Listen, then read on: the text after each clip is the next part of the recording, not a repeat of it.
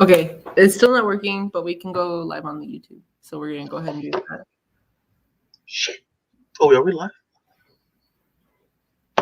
Yes. I'm sorry, YouTube. We had technical difficulties, so whatever you heard in that first 5 seconds that I was here, No, you just didn't. imagine that it was Mia Smith. I don't even know my last name. Oh my bad, McFarlane. I always get YouTube, you guys mixed up. Do you I have don't know why. admin controls though on No, on streamer, no. Thank God I don't. the Facebook? Oh, the Facebook? Yeah. No, I don't think so. Like, are you able to? Hold on. Are you able to post to like our Facebook page? Either of you? Can I post on our Facebook page? Yeah. I think I'm Like also show me the passwords. on the PA Health Board. It should be connected. Like you go on your Facebook and then you go to your pages that you are an admin of. Oh, Because I can't get into my Facebook right now. I accidentally locked myself out. oh. But yeah, it won't let me back in. But if someone can share this link I just shared, we can post it to the Facebook and say, sorry, we're having technical difficulties with the live, but here's the YouTube. Okay. Yeah. So we figured out, yeah, there's something going on with Facebook today. Oh, really? Yeah, I Oh, can't. Auntie Robbie's here. But whenever you're ready to go, we'll start it here. We're gonna share the YouTube link because it's live on YouTube. Also, we're gonna share that link to Facebook. That's a good idea. Yeah, close enough. But okay, whenever you guys are ready to go, we'll go ahead and get started. Okay. Is Diella here? No, Oh. she's not here. I'll check in with her if Oh you wait, guys are let me send her the link. She probably got the wrong link. Oh, yeah. Good idea.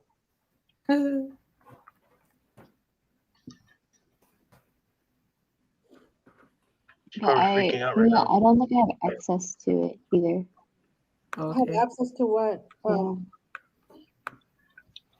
The Facebook account. Admin access to the page. Okay, I'll take care of it. Text her as well. Man, terrible. Worst day to get locked out of my Facebook. Right? Yeah. Okay. All right. I sent her the new link. Hopefully she joins. Okay. All right, are we ready to get started? Yep. All right.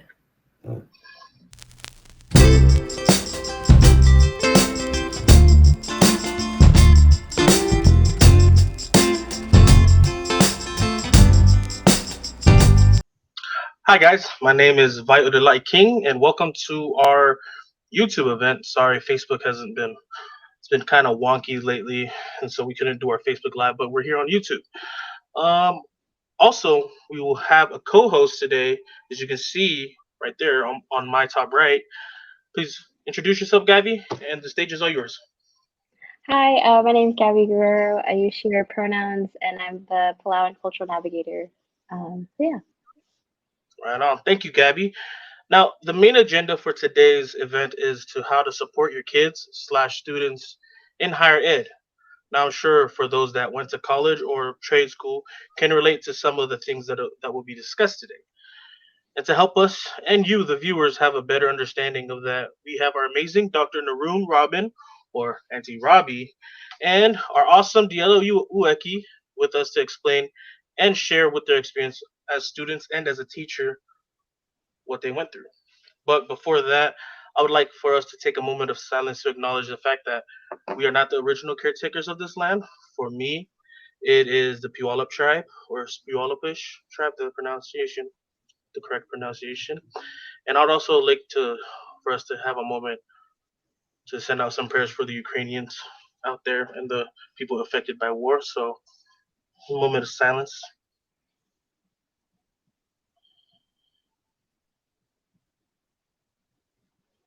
Thank you.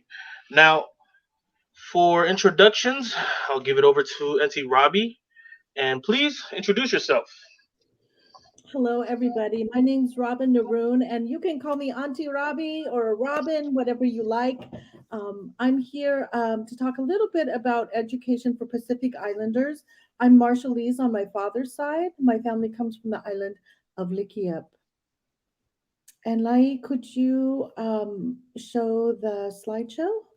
Yeah, our tech and awesome person for our tech is Mia McFarland. She's going to be running, helping you, Auntie Robbie, for the slideshow, and take it off.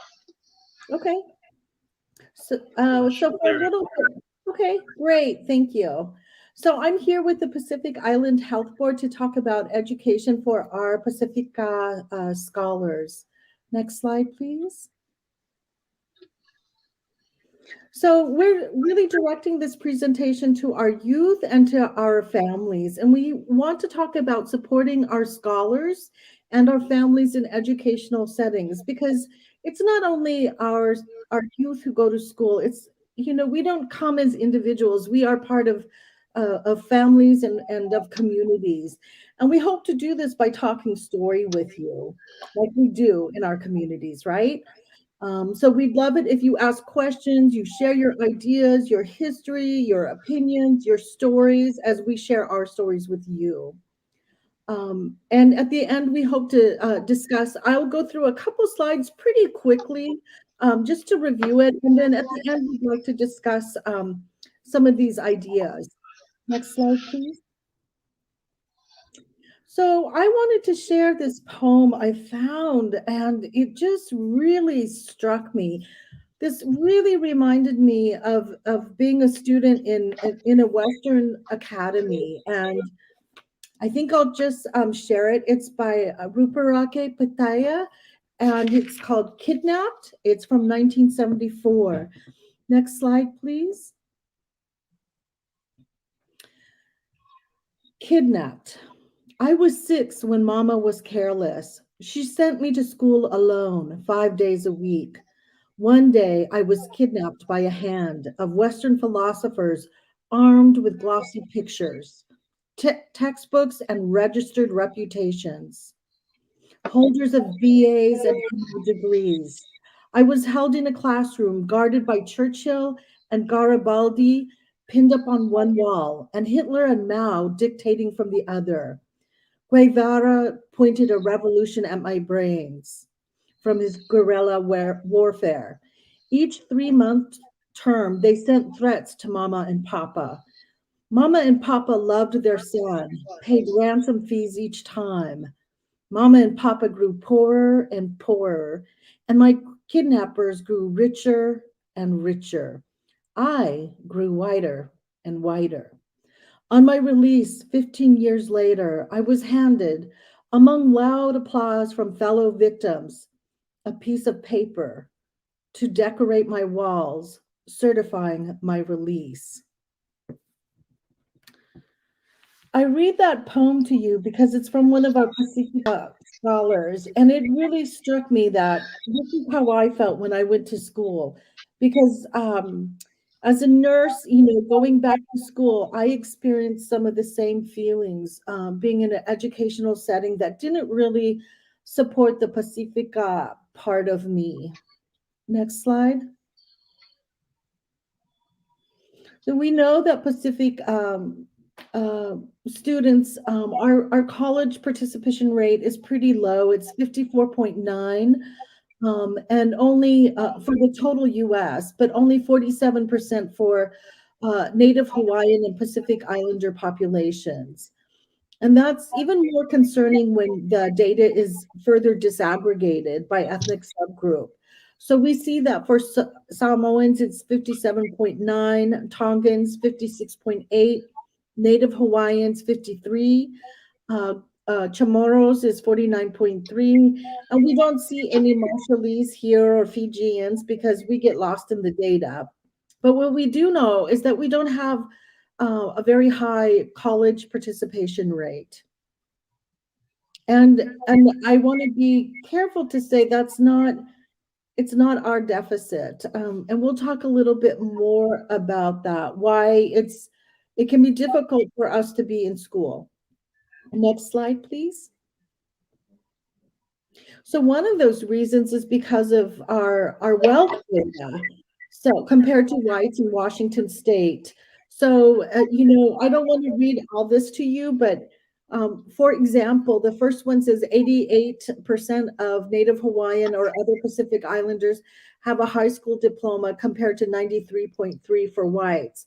And 23.8 for Pacific Islanders have a bachelor's degree compared to 36.9 of whites. And if we read all of this, we'll see that there are inequities in our graduation from college. I think this is concerning, and I think there's a lot of reasons for it. We also have lower economic well-being compared to white households. So on average, Native Hawaiian or other Pacific Islander makes $67,000 compared to $71,000 for white households. Excuse me.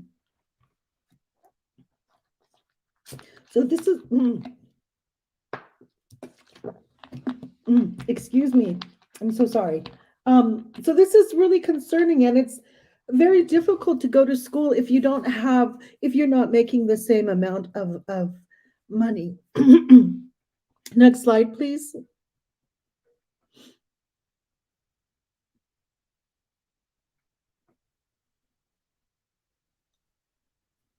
So we also see from a report that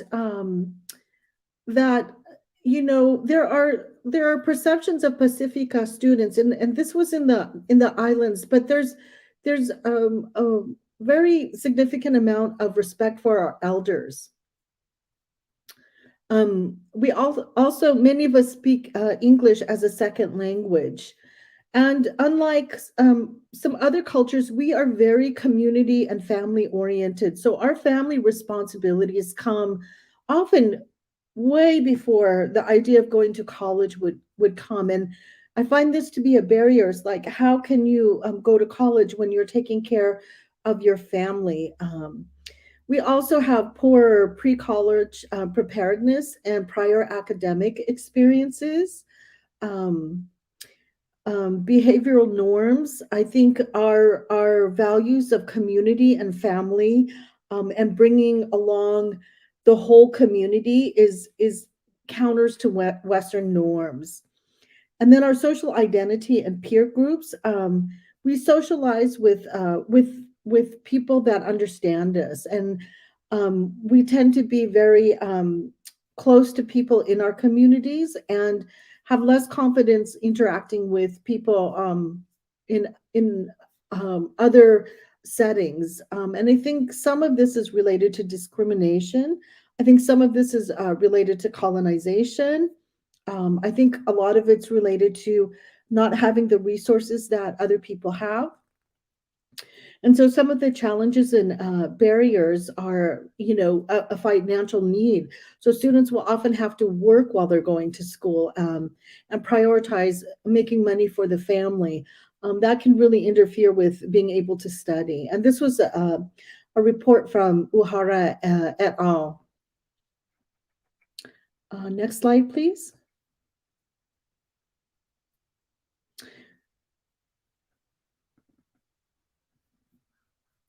I think it's, yeah, thank you. So we see that Pacific Islanders have a high attrition rate. And indeed, I left college before I received my degree in my 20s. I earned an associate degree in nursing, took a couple classes, but never felt like I belonged there. So I just, I took the classes and I did well, but I still didn't feel like I belonged there. So this slide speaks to me. Many people start college but leave without getting that final degree. And you can see the statistics up here. And then overall educational attainment with a 4-year degree is pretty low in our communities. Next slide, please. And then this report is called Behind the Asterisk. So, so often we are, called Pacific Islander Americans, and that asterisk makes us, othered, so to speak. Many Micronesian and Pacific Island youth are troubled by stressors that are quite similar to African American youth, but we're underrepresented in the data. We're not seen because we tend to be aggregated with Asian Pacific Islanders, and so you don't see what's happening in our communities. And the stressors for these hard to reach or supposedly hard to reach populations include things like the prevalence of substance use, the presence of police enforcement and military. Pacific Islanders have some of the highest military enrollment rates in the United States. Financial strain, which we saw on the previous slide, and exposure to violence, racism, and discrimination. And this is in a report from West Bay and Mendoza from 2019. It's actually a very good report because it disaggregates the data specific to Micronesian youth. And so I thought reading this is it gives enlightens us about why our youth might be having a hard time being in education. Next slide, please. So other barriers include lack of college readiness, lack of financial resources, work and family responsibilities, a deficit narrative about Pacifica students, discrimination, and a lack of data re Pacifica students. Next slide. Despite this, we have many, many highly esteemed Pacifica scholars, and some of my very favorite ones are Mason Dury from New Zealand, Aotearoa. Leonie Piahama is an educator from Aotearoa, and Irahapiti Ramsen is also from New Zealand, and Linda Tuahi Smith, and then Kate Trask are some of the scholars that have been really influential in my learning. And so I'd like to turn now to Talking Story. I'd like to tell you a little bit about my journey in education. Next slide, please. So my father was from the island of Butari Tari in Kiribati. And during World War II, he was forced to leave his birthplace due to the World War II. He left, under a low moon and a low tide, and made it to the next island and eventually made it to Fiji after a cross ocean voyage. But he was not able to complete high school. He was 16 years old when he left Butari Tari. So when he came to the U.S. and had us children, he wasn't able to help us navigate higher education simply because he hadn't been there himself.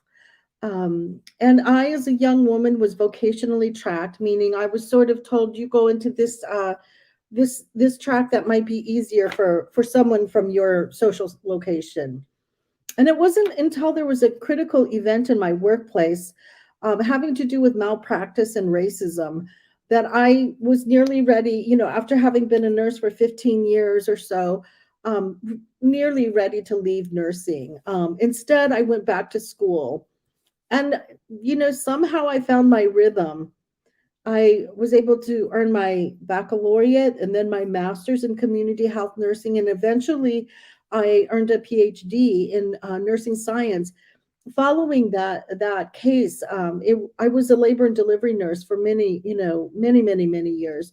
And there was a newborn who was born with neurological deficits and a lack of outreach to the community that family was from, which I found very morally distressing. And so that's what it was like. That compelled me to go back to school more than anything.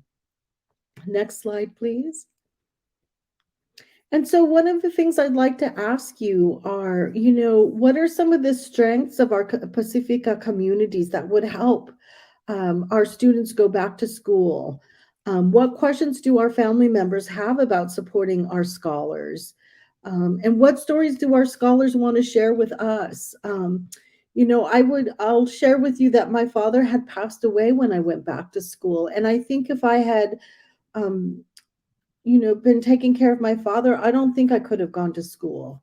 That's something to really, really think about.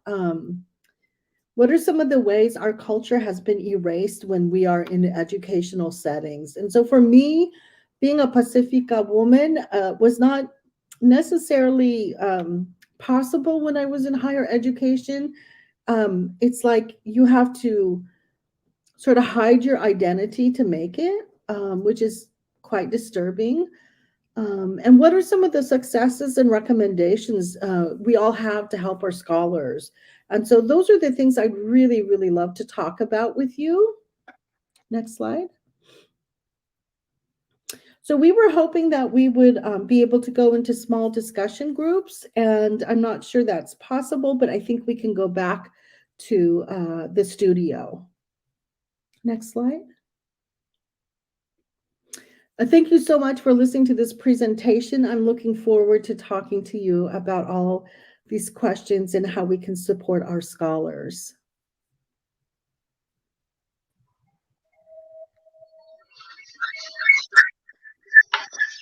Thank you, Auntie Robbie, for sharing us your experience and for putting on this slide. Is really educational and very informative. I know I learned a lot of things that I didn't know before. And I'm proud for how far you come as well as a person, as a daughter, and as a doctor now. So thank you for all your work. I'm really interested because that poem that you said, the first one, is that when the parents were getting poorer and poorer, they were getting richer and richer, and then he said that he was getting whiter and whiter. Yeah.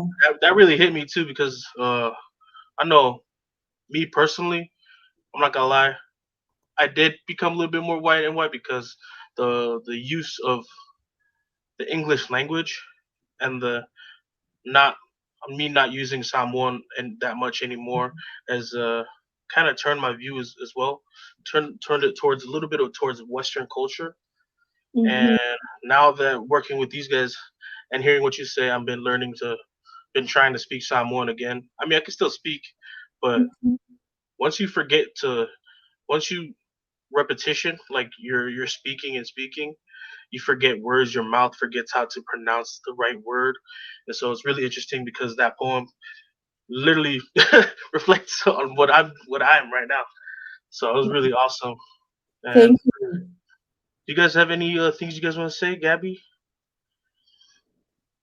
Any questions? Nothing. I Diola, think do you have any?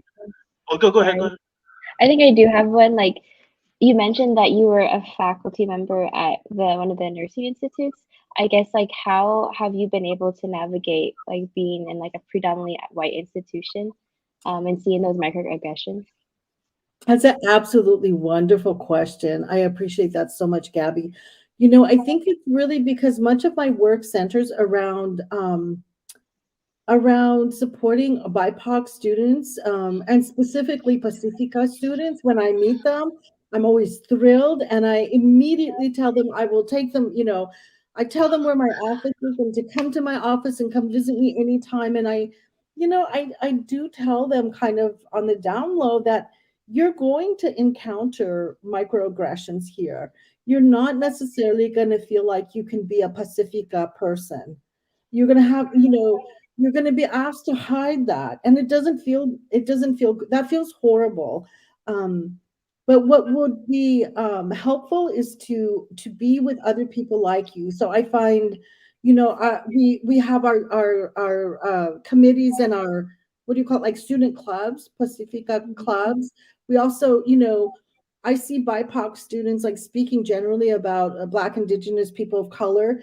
I see them forming like alliances and helping each other. And I think that's so much more in alliance with our community values, is to help each other and to work within community, and it's less individualistic. So I also work with it's something called the BIPOC ecosystem, and that's an organization that's trying to increase BIPOC representation and retainment and leadership in healthcare fields. And so that kind of feeds my soul, because I feel like I wish somebody had done that for me when I was in my 20s and trying to go. I used to go study at UW, even though I wasn't a student, but it wasn't until this critical event, I went back. I was like, I need to leave nursing. So I decided, no, I'm going to go back to school. I'm going to try to figure out what the heck happened in this critical event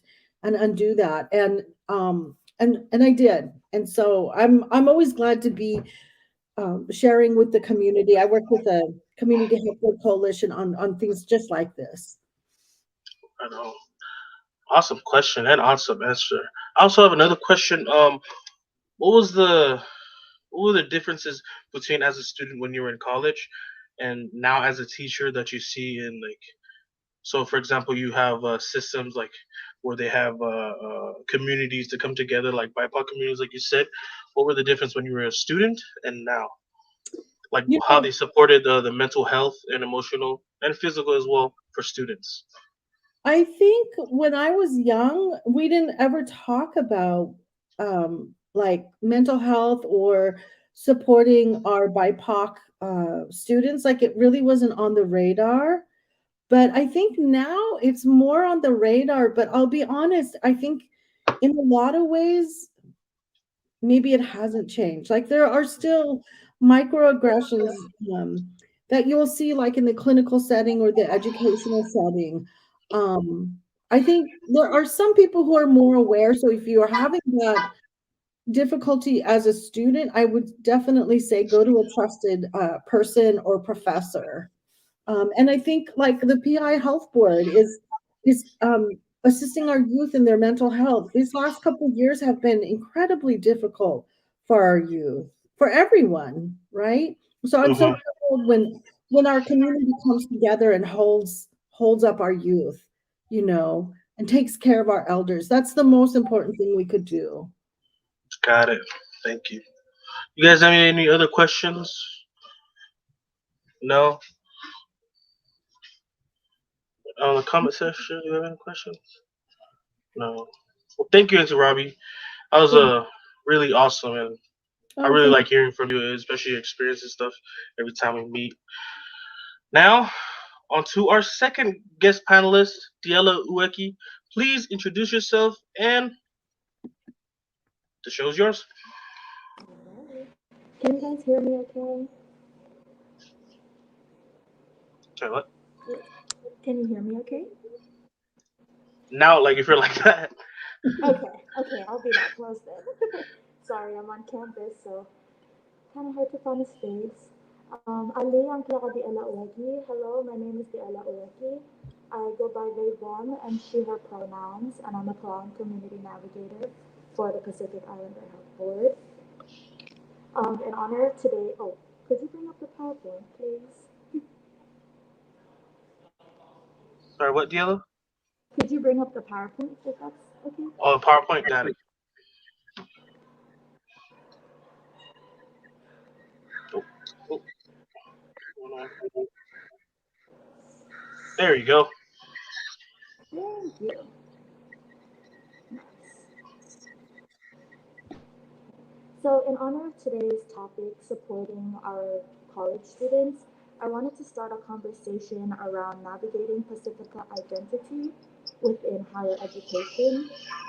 So, I wanted to start off by explaining a little about my background before we dive into the top story time that I have planned. So, I'm currently a senior at Western Washington University up in Bellingham, Washington. I'll be graduating in the summer with a degree in interdisciplinary studies that I've entitled Retheorizing Education and Centering Community, while also minoring in Education for Social Justice as well as Law, Diversity, and Justice. And then if we could scroll down to the second page. Also, I think, oh, there we go. Perfect, thank you. So what I do through the Pacific Islander Health Board of Washington, I'm currently working as a COPA healthcare navigator. So what that is I help COPA citizens eligible for Apple Health to apply, renew their insurance, update any contact info, as well as answer any questions folks might have. I also work as a general youth community navigator. So just a bridge to any resources community members might need from our organization, whether that be COVID-19 supplies, translation services, prenatal, postpartum, and childbirth information, or even educational talk stories like this one. Okay, if we could go to the next.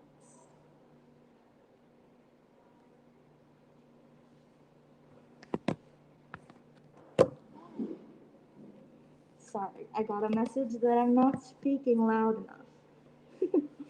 So, to get down to the itty gritty, my goals within higher education have went through some dramatic changes. I was born and raised in the Republic of Palau up until I was 14, and the plan all throughout college or high school, excuse me, was to major in behavioral neuroscience and kind of take a medical, pursue in a medical degree.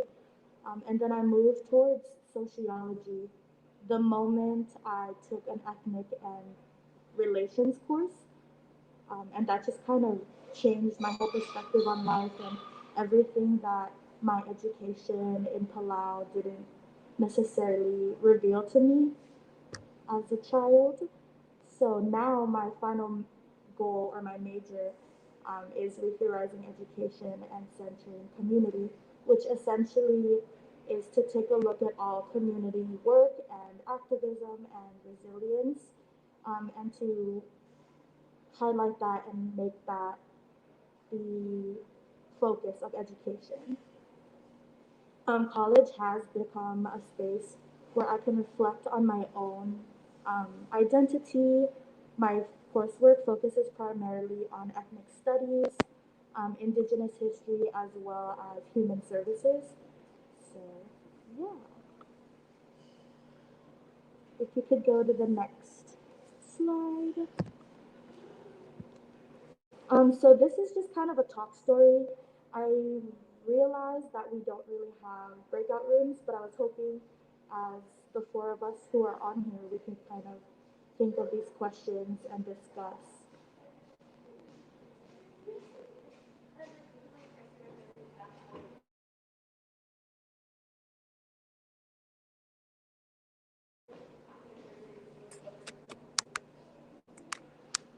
Can you guys still hear me okay?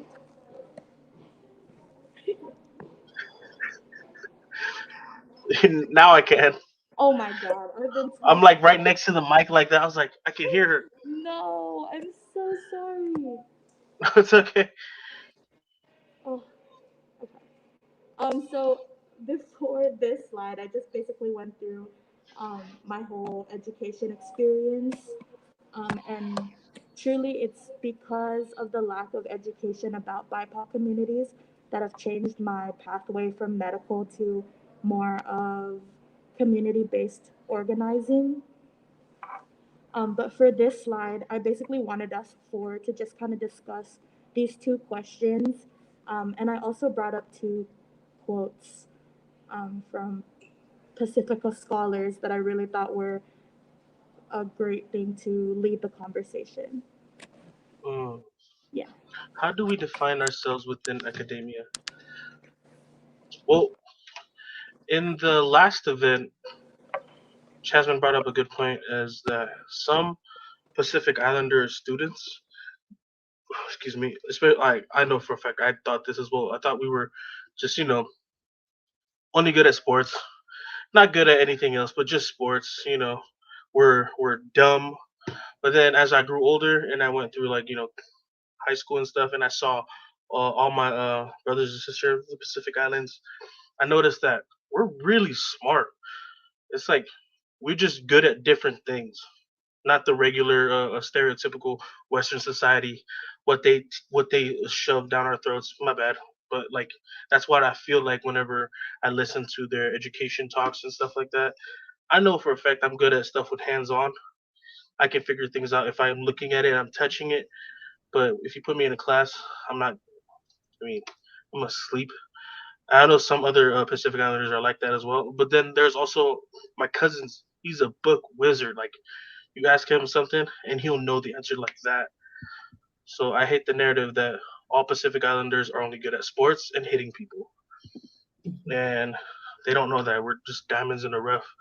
You just need to, tailor. Sometimes like this is tailored to how Western society's always been like, but it's changing. Society changes. You can't really stop it, and we're on the come up too. So they need to change as well. Yes. What are your guys' views on that?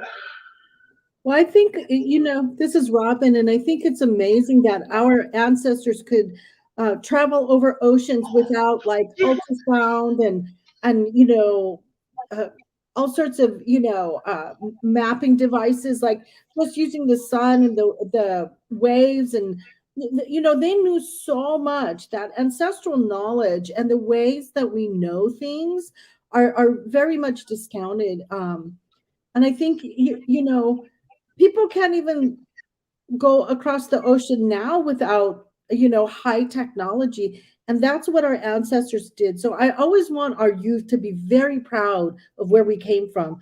We're not dumb people, just because we didn't go to our ancestors didn't have universities, but they knew things that are just absolutely amazing, and you only know that by watching and observing the ocean and the stars and the skies and what kind of bird feathers and fish are there.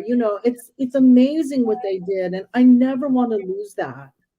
And I'd also like to ask the students here, like, how can we use our indigenous ways of knowing, and have that be credible? Because that's something I work in when I'm like, for example, I'm writing an article right now, and about healthcare barriers for Marshallese people in Washington State. And some of the ways that I analyzed the data, I almost felt like were indigenous ways of knowing, which would not be credible in the academy. But I want to be able to use that because it was very rich. And I wonder if our students have even thought about like valuing their ways of knowing. Like, do we realize that we have that capacity? You guys, Gabby, do you guys have any thoughts on that? That's really cool way of thinking too, especially how we found like our sailings and stuff. Yeah, a lot of people don't know, but Yeah. we own the seas. Yeah. We don't need a clock to know when to get out. Yeah, yeah. No, by the sun and by, we I know mean, where to go get the fish and what time. one thing Moana got right was stars and stuff. But yeah, it's pretty cool. Do you guys have any other thoughts as well, Gabby? The other like any suggestions on how to like help move like help move school systems recognize, acknowledge you know what I Auntie Robbie think, said, sorry. indigenous ways. Oh yeah, go ahead. I think like not being afraid to like show your culture, even though like we are in like a predominantly white institution or like area, like being able to educate the folks around us of like the right way rather than them culturally appropriating our own stuff. And then even like kind of running for positions within like either your clubs or even within like your local government, just to show that we're not disappearing or like we're not small, like we're mighty in many ways. It's really cool. Gabby, I gotta find the emoji button. Oh. Yeah, that's really awesome. Mm. What about you, Diela? What I will wanted like to add since on. Oh, got two students and a teacher, what you got? soon to be not student. Can you guys hear me okay? Yeah, I just gotta. Okay, perfect. I completely agree with Gabby. I think in order to support Pacifica students, okay, I think in order to support Pacifica students, we need to just like highlight how important it is to have connection to our cultural identity.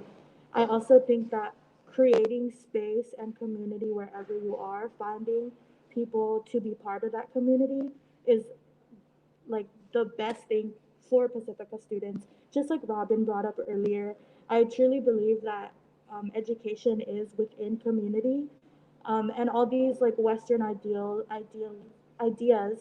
that education is only found within institutions and only found within college campuses is just incorrect.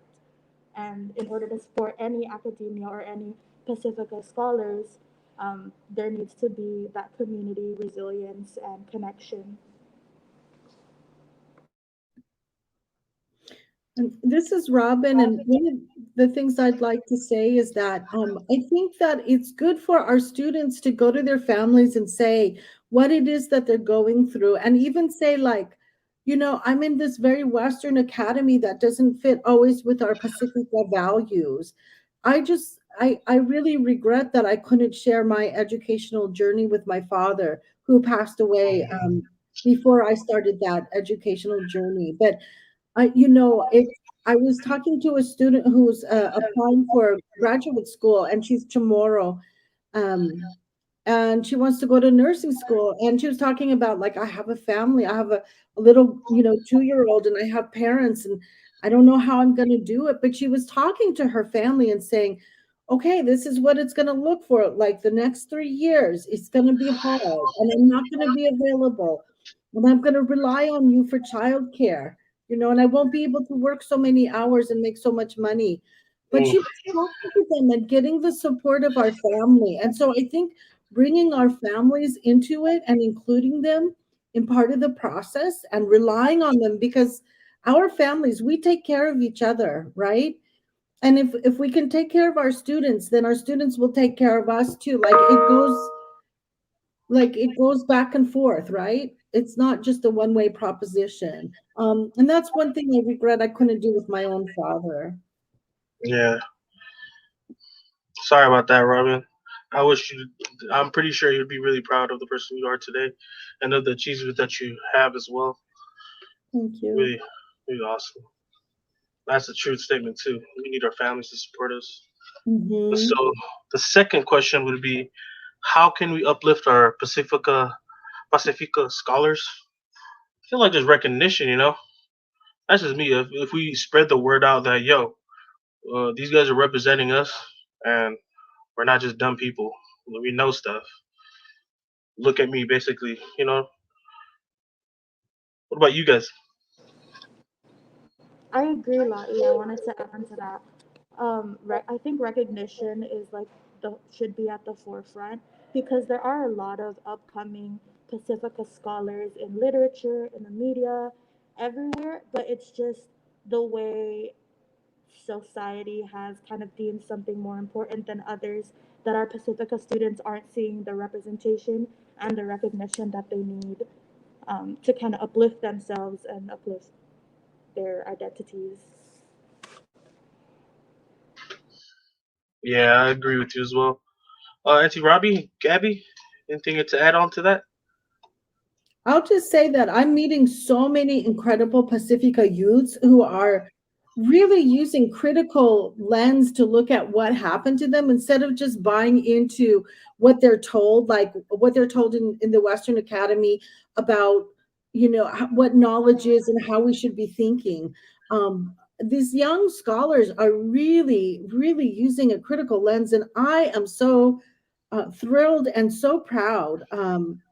I was working with PICA Oceana Leadership Institute, and I am just so impressed. I want to go back to school with all these young scholars, truthfully, Right on. and being with them. So proud, so incredibly proud. And of you all here. Gabby, do you have anything to add? I don't think so. I think you already took the words out of my mouth and said it so beautifully. Sorry about that.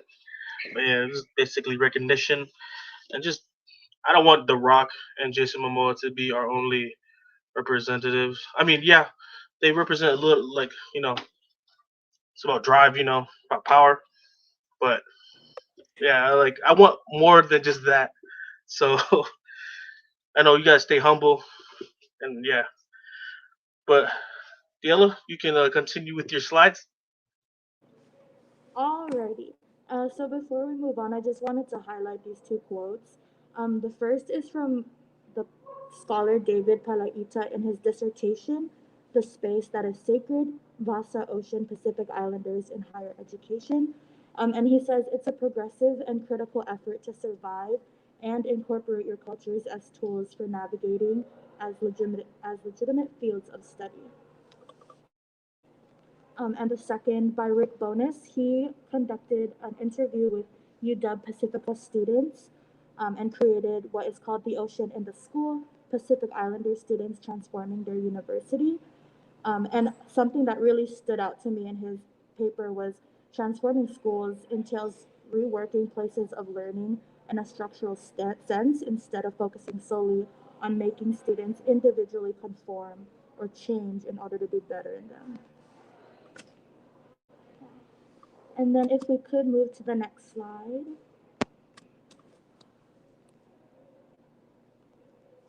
So this is the last slide, but I did want to highlight that education thrives within community.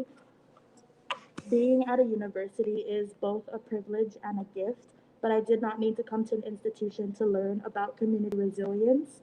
I learned what I know now because of community, because of conversations, because of critical theorists, because to be a scholar and to quote unquote be educated is not strictly defined by how much time I spend in school or if I can afford to get a degree.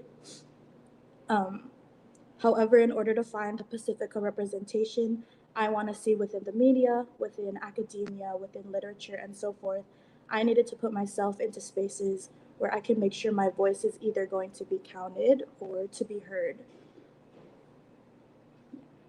But yeah, so I just wanted to highlight that I know amongst the Pacifica community, we're very tailored and we're supported to go into higher ed. But I think it's really important that becoming a Pacifica scholar is not just going to college. It's not going to a 4-year or a 2-year. It's going into those community spaces and speaking to your elders, to your community members, and learning through word of mouth because essentially everything was taught through word of mouth before it was recorded. Yeah, and then the last slide is just a little thank you. And I am the president for the Pacific Islander Student Association at Western. So this is a few of the things that we've done as well as the members. But yes, any questions, comments, concerns? That was really cool. Presentation and slides. I really like how you ended it off with learning through word of mouth because before everything was recorded, everything was through word of mouth. And that ties down to so much to Pacific Island communities because everything that we were taught word of mouth. And It was just really because, beautiful. and I feel like just because English scholars were able to put that into writing first doesn't mean that everything that they put in is accurate or yeah. Oh yeah, oh yeah. Like, hey, they thought the Earth was flat a long time ago, and they recorded that as well as a scientific fact, but they were wrong. But yeah, that was really beautiful. Um, so did you like create the community, was that already established when you went to Western? The club? Yeah, the club.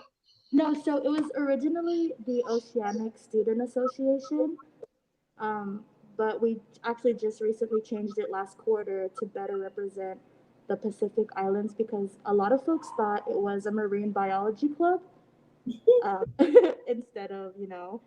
So yeah, so it's not relatively new, but we have had very small get-togethers because of how small the population is on campus. Now, if that wasn't there, like in that sense of community that you have with your club, would you like would you right now be different than you if there wasn't no club? Is there? Does that Uh, is that question? Does that do you understand what I'm trying to say? No, yes, I understand completely. So a lot of the reason why, um, or not a lot of the, excuse me. Yes, I do think I'd still be studying the same thing if I didn't have the club. I think what really introduced me to community resilience is learning and reading from Black activists, Black and Brown activists, and kind of reflecting on how much of those conversations weren't going on in my community. and how that Mm. affects not just myself, but the communities that I'm being a part of in America. But yeah. Got it. That's at least thank God you have a club and stuff like a sense of family to talk to with each other. Did you, Auntie Robert and Gabby? Did you guys have that group of people that you can talk to? That's a family and you can like that supported you throughout your years of college. I Uh, had a mentor. Oh, sorry. no, go ahead. I had a mentor when I was having a very difficult time in my PhD program, and she's an Indigenous woman. Um, and she basically said to me, Robin, just finish your degree and get through it. You don't have to do it perfect. You just have to get your degree and get out of here because your work happens afterward. And she said, for people, I felt bad that I was getting my degree later in life. And she said, for people like you and me, we're not supposed to be here. And so you have challenges that other people are not going to necessarily understand. And it was so good. I was so thankful to have this Indigenous woman on my committee who could help me understand, like, why do I feel like I don't belong here? And I'm trying so hard because I don't. And when she said that, it was just like it made so much sense, and it was so good for me. And it's true. I got through it. It wasn't perfect. It was hard. There were a lot of challenges, but now I can do the work, and I absolutely love being with community and thinking about how our Indigenous ways have so much to offer the world. And if we could communicate that, there has to be a different way, a better way than what we're doing right now in the society we currently find ourselves in. Mhm. Gabby? Gabby. Oh, sorry, having some difficulty here. But I think for myself, like coming here to on the east side of Washington, there's not really a lot of like Pacifica representation. So being able to like go towards clubs that are here on campus, and I'm thankful to have an advisor within one of the cultural centers here on campus. His name is Dom, and like being able to see him within higher ed, like knowing that hey, like even though like I'm my Canadian doesn't mean like I can't stop here. I can go beyond just that. Yeah. Thank you. Oh, listen, am I unmuted? I am unmuted. Well, thank you for your guys' answers. That's really good to see different kind of views and stuff. And geez, like as a student, when uh when you guys went to college and you guys came back, did you guys experience like did your parents or your loved ones noticed any changes in you that you didn't think that changed you, but you didn't notice? And Diela, you can go first.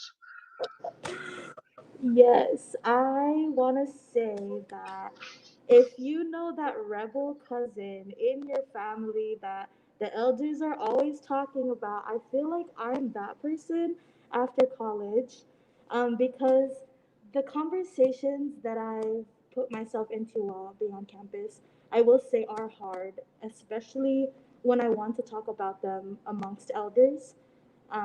It's really hard to bring those conversations up without having it feel like this is what's been done that's wrong and kind of putting blame on somebody, if that makes sense. Sorry. But yes, I've used being at Western or being away from home to kind of find clarity in who I am, because Pacifica identity is not one secular thing. And I am struggling with that because I, for very long, thought being Pacifica was one secular thing. And in having the space to kind of reflect, it shows within my family. Thank you for sharing. And T. Robbie, you can go. I'm sorry, what was the question, Lai? What were the changes that your loved ones noticed about you that you didn't notice yourself when you came back from college? Well, the only thing I could recall is when I was in my PhD program, my daughter, who was like maybe 10, 12 years old at the time, she said, Mommy, you talk so funny now. And I think I was taking on this very academic language. And she was just like, I don't, but I do love that academic language because I think you can take one word and instill so much meaning into it so you can talk faster. And if we all have the shared meaning, I think that's really cool. Yeah, but yeah, she was like, "You talk funny, Mom." That's yeah, yeah. That's all I can think of. I think I Right felt on. the same. I didn't change. Like, I think it gave me the language to talk about and a way to talk about the things that I kind of knew. So I don't feel like I changed. If anything, I think in some ways I became more authentic to my Pacifica side, if that makes sense. Yeah, No, it doesn't. yeah. What about you, Gabby? I think piggybacking off of both of you, like coming to school and coming to college, or like before college, I grew up in like a very strict household. And so a lot of a lot of the values were taught from my family members. And I'm not saying that it's bad, but coming here, I was able to like find my own voice and gain that sense of independence that like I don't always have to follow like what my parents say, but like being able to advocate for myself in small ways and bigger ways than one. So Got it. Well, does the chat have any more questions? Because you guys have any questions for each other? No? I just want to say I would be so proud to see you all in leadership and representing us. I absolutely love seeing this. So thank you. Right on. Well, if there's no more questions, I just want to thank you, our amazing guest panelists, for sharing their experiences, and our viewers for listening and learning, and for being here with us. I know I learned a lot through your guys' stories, and I'm still learning, but I'm gonna use what I learned for my nephews and nieces and my kid as well, my own kid when I have one. But I just want to thank you again for Diella, for Auntie Robbie, and for Gabby, our co-host, and also slash guest. And for those that were not here, we have our videos on YouTube as well. I'm sorry that kind of had a tech issue with Facebook today, but we got that fixed. And I want to thank you, our amazing tech person, Mia. She's behind. She doesn't want to show her face, but she's there, and you need to. She's awesome. But thank you very much for coming, guys, and have a good night. Take care. Thank you.